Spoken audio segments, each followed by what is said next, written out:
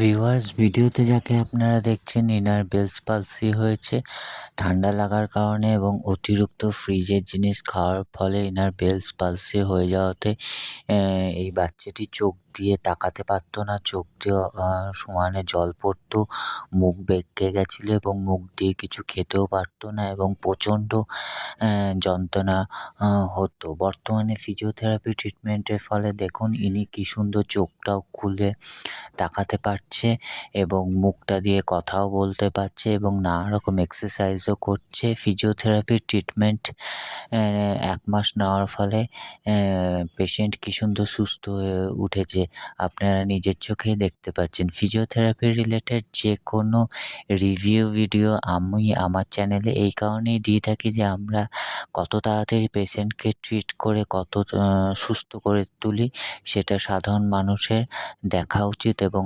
জানা উচিত। আপনাদের ফিজিওথেরাপি সংক্রান্ত কোনো রকম কোয়ারিজ থাকলে আপনারা স্ক্রিনে দেওয়া নাম্বারে আমার সাথে অবশ্যই যোগাযোগ করতে পারেন। আমি আপনাদের পেশেন্টকে খুব তাড়াতাড়ির মাধ্যমে এবং যত্ন সহকারে সুস্থ করে তোলার আপ্রাণ চেষ্টা করব। আপনারা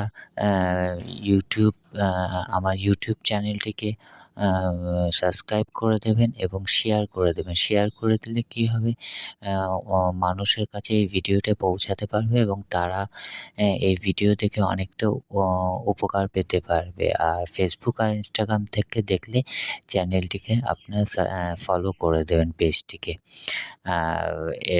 আর যারা আমার চ্যানেলটিকে সাবস্ক্রাইব করে দিয়ে আমার পাশে রয়েছেন তাদেরকে অসংখ্য ধন্যবাদ এবং ভিডিওটি সম্পূর্ণ দেখার জন্য আপনাদের কাছে অসংখ্য ধন্যবাদ রইল। না তুমি করবে তবে না আসবে, তুমি ছেড়ে দিলে হবে? কোনো ম্যাচ যদি তুমি ছেড়ে দাও তাহলে তো সেটা সলভ হবেই না, চেষ্টা করতে হবে তো।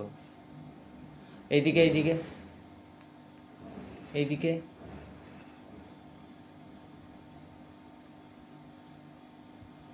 আচ্ছা, মুখ বেঁকাও, মুখ বেঁকাও, মুখ বেঁকাও।